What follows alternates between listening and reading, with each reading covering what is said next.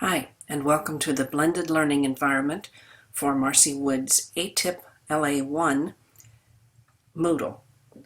I use the Moodle because I have to, and because this is what was supplied, and because it frankly does everything you could think of, and lots of things I haven't thought of yet because I'm not really that comfortable with it.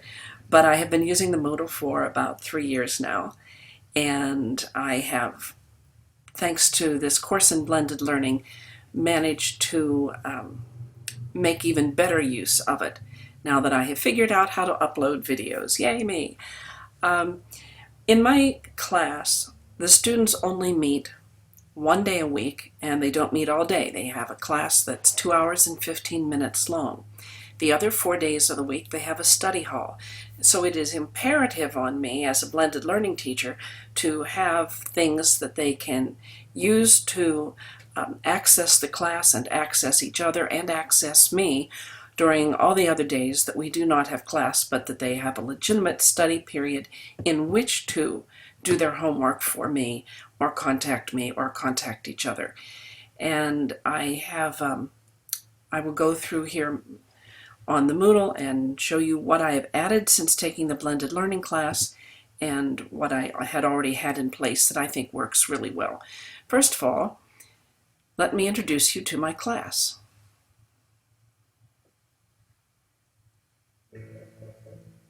That's Aubrey, Grayson, Hend, Cottam, Kennedy, Megan, Majid, Riley, Sidra, and these are the 9 o'clock kids. These 9 are in my 9 o'clock class. I have another 8 in a 12 o'clock class, and they get together once a month, all 17 of them, in order to for me to have one cohesive group, and we do something that is necessary to be done all together, such as watch a movie together, take a test together, whatever is necessary. I have arranged my Moodle by topics. Topic 1, greetings mortals. I call myself the goddess of grammar, so therefore they are mortals if I am a demigod. But in topic 1, we have, among other things that I've grayed out because those are no longer active things, the homework hotline. And this is a place where they can post the questions they have, and either myself or somebody else can answer them. But it's a really good tool. It kind of contains the time so that they are doing it this way, and it shows up on my email rather than calling me directly or texting me directly.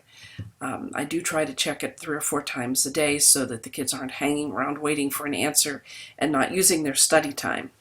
But at any rate, it's a homework hotline, and it works very, very well. That is pretty much everything in topic 1 at the moment. Topic 2 has some of the most important things that I can put on a Moodle. I have the homework list. This is something that I have done since the starting this class. I'm starting to use the quiz feature on Moodle. And this was a time-stamped thing where they had to give me feedback on what they thought of this first use of an online quiz. And then I have my assignments here. These are almost exclusively grammar assignments, but they have the assignment itself is posted on the Moodle, and they can copy that and then have it with them, and then papers aren't lost, and they aren't left at school, and they aren't left on the counter. There is no excuse for them not to have their homework because it's right here. I gotta tell you, I love that about it. Things that are outdated are grayed off. It's pretty common. I did start doing tests thanks to to the blended learning class. My students don't like them very much. They said that it's too easy to cheat, and they'd rather have a paper and pencil test. But then most bright kids are very conservative. Let me just show you for a minute the homework list. It's very, very written out with all the instructions and everything they need to do. At the beginning of the year, I have the kids copy it each week and then take away all the excess verbiage so that all that's left is the simple, do this by then, and to use it as a checklist. And in fact, while we are working with very young kids and we're trying to train them in time management things, I actually have them do the homework, check off, and then show both the homework and the checked off list to a parent or a librarian, and have those adults sign it and date it by Tuesday so that there's no last minute stuff going on, or at least that's the goal.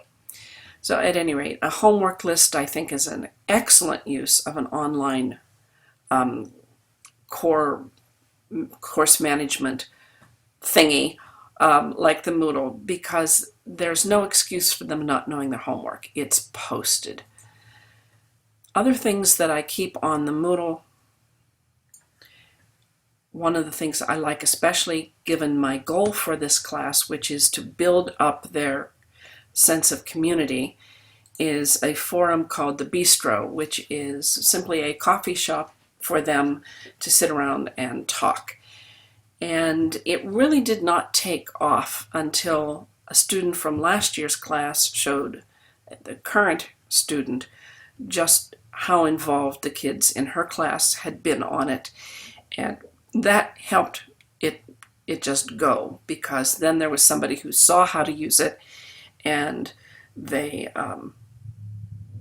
have used it now all semester, and they try very hard to communicate on it, and it's going much better now than it had earlier. The other thing I have put on that particular topic, and I have to slide this down here so I can get to it, because this is called Class Notes and Special Topics. Thanks to this class in blended learning, I have put on to the Moodle some of the information I used to use as handouts, such as a sample works cited page and how to correctly cite a photo in a document. And I've also included a short video I found on YouTube on what is plagiarism. I am going to be adding a page of text with parenthetical citations in it so they see what it looks like. I find that if we just go around saying plagiarism, plagiarism, they don't really know what we're talking about. Incidentally, if you didn't know what plagiarism means, it comes from the root word for the Latin plage, and it means a net. So plagiarism really means to ensnare with a net, to kidnap. And I think that is just an absolutely marvelous word choice when you know what it means. Otherwise, it just sounds like some stupid word from a foreign language. I digress. Okay, other things that I have here on my Moodle that I have increased usage in thanks to the blended learning class. I have always used the Moodle to put questions for them to answer, but for the first time I am putting questions for them to answer in teams, and thanks to this class I got them all enrolled on a Google Drive, and now they can communicate back and forth from one school to the other. I have 11 different school districts represented in my 17 kids, so they do not see each other except in class. Most of them don't even ride on the bus together, and it is hard to form a community that way. So I've paired them up, and then they got together on Google Docs and wrote their answers, and then worked together to pull them and make a cohesive whole. And if you look at that, you can see that this is pretty good writing and pretty good thinking when you consider that the students doing this are only in 8th grade.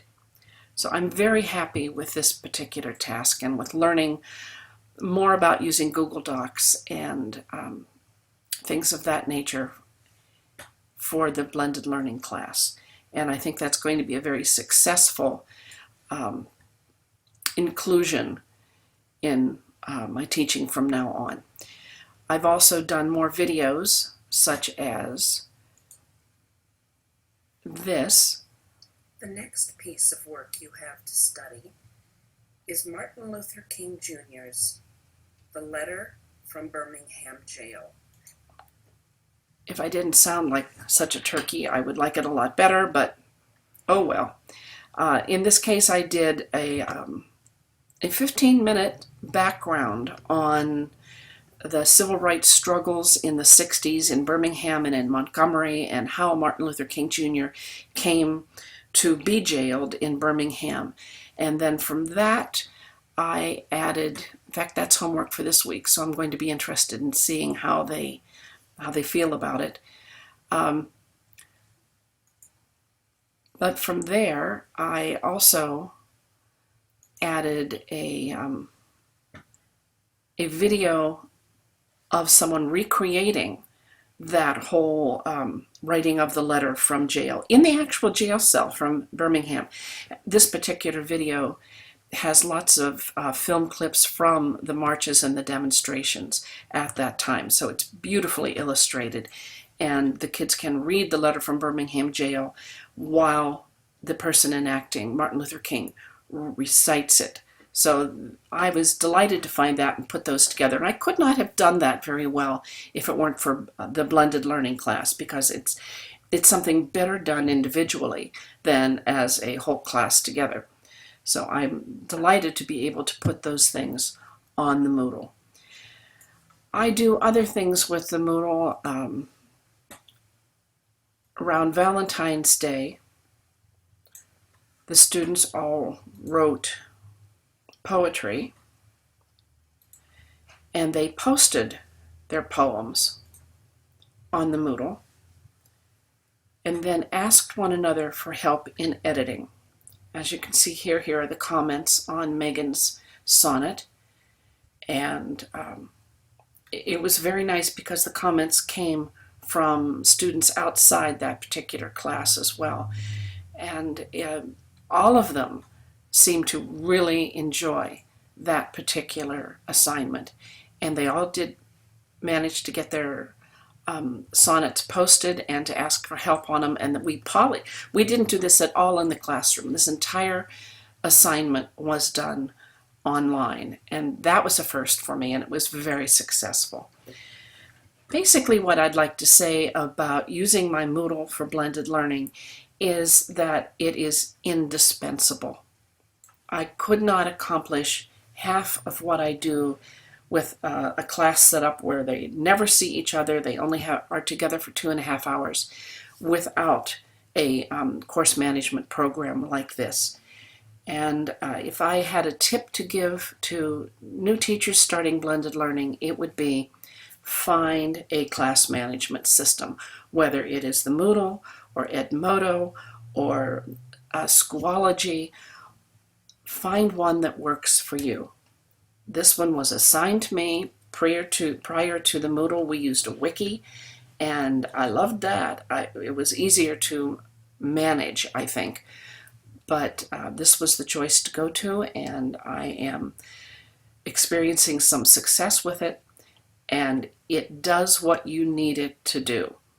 It keeps everything together and helps you organize it, and has very good access for the students. If I were to give a tip to a student on what you should do about blended learning, and it would be participate.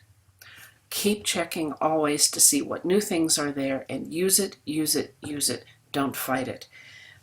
It is a good indication of the education in the future, and you want to be in the future, not the past. So try very hard to build your sense of community by participating in things like the bistro and in forums as your teacher offers them. It is really an important thing, and you will feel